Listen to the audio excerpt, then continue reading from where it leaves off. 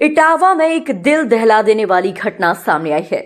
इस घटना ने रिश्तों को शर्मसार कर दिया है। पूरे मामले में पुलिस ने खुलासा करते हुए बताया कि पत्नी ने अपने पति की हत्या के लिए अपने प्रेमी के साथ मिलकर साजिश रची थी। पत्नी का अपने ममेरे देवर रोहित के साथ प्रेम संबंध था और उसने अपने पति को हटाने के लिए रोहित से 3.5 लाख रुपए में सौदा तय किया था।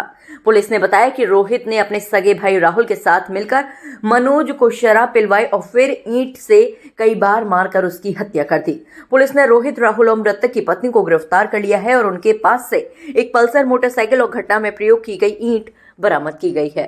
देखिए, एक रात पहले जो बीती रात है, उस रात से पहले जो है डेड बॉडी मिली थी सोनवारा गांव, जैसा कि बता रहे हैं, बड़पुरा थाना अंतर्गत जनपद इटावा में।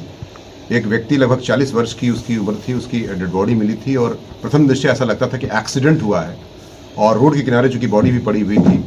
लेकिन इसमें चूंकि कुछ संदेह पैदा हुआ पुलिस को और तमाम और सूचनाएं मिली, तो इस पर एसपी सिटी, सीओ जसवंत नगर, इंस्पेक्टर बड़पुरा और ध्यानेंद्र जो चौकी वहाँ के चौकी के प्रभारी हैं, उन लोगों द्वारा काफ़ी उसमें मशक्क़त की गई। तो उसमें काफ़ी पूछताछ की गई, कुछ लोगों को टर्नअप करके पूछताछ किया गया।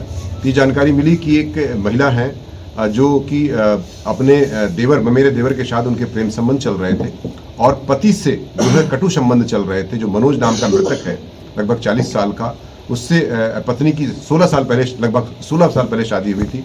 13 साल का और 9 साल के 2 बच्चे इनके हैं और पति से शराब पी करके या किसी प्रकार से जो नाइतफाकियाँ होती हैं, मारपीट होती है, उससे आजिज आकर के इन्होंने, जैसा कि बताया कि मेरी प्रेम संबंध मेरे देवर से हो गया था।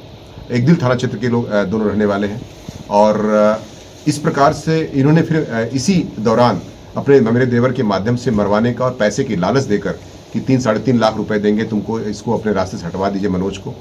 तो इसी परिदृश्य में फिर ये जो रोहित नाम का जो मुख्य अभियुक्त है, इसमें रोहित और राहुल दोनों सगे भाई हैं और दोनों जो है प्लान बना करके फिर आते हैं, शराब लेते हैं। शराब लेने के बाद उसको एक सर्टेन स्थान पर ले जाते हैं, एक मिक्सर प्लांट पर। वहाँ पर शराब पीते हैं। शराब पीने के बाद जो है ईंट से उसके सर पर कई बार वार करते हैं, जिससे उसकी लगभग मृत्यु हो जाती है। उसके बाद उसको चंबल नदी में फेंकने लगे, मोटरसाइकिल पर लाद कर ले जाते हैं और चूंकि उस रात थोड़ा सा बारिश भी हो रही थी तो मोटरसाइकिल स्लिप कर जाती है और स्लिप कर जाने के बाद बॉडी जो है, जहाँ पर जो गाँव बताया मैंने, वो वहाँ पर वो फिसल के गिर जाती है। तो ये लोग घबरा करके भी भाग जाते हैं और जब तमाम और तफ्तीश की जाती है, पोस्टमार्टम रिपोर्ट देखी जाती है, घर वालों की कंप्लेन आती है कि अचानक कैसे मृत्यु हुई, चूँकि ये लोग कह कर ले गए थे कि हम नुमाइश ले जा रहे हैं इनको। तो इस परिदृश्य में जब कायदे से कड़ाई से पूछताछ की जाती है अधिकारियों द्वारा, एसपी सिटी, सीओ द्वारा, तो इसमें तमाम तथ्य सामने आते हैं। इनके द्वारा जुर्म का इकबाल भी कर लिया जाता है और तदनुसार इन लोगों को गिरफ्तार किया जाता है और गिरफ्तार करने के बाद इनको 103 BNS के तहत, जो 302 होता था, उसके तहत कार्रवाई करते हुए जेल भेजने की कार्रवाई सुनिश्चित की जा रही है। सर, इनका प्रेम प्रसंग कब से चल रहा था, क्या जानकारी मिली है? लगभग 1 से 1.5 साल के आसपास बताया गया है। 1.5 से 2 वर्ष भी हो सकता है।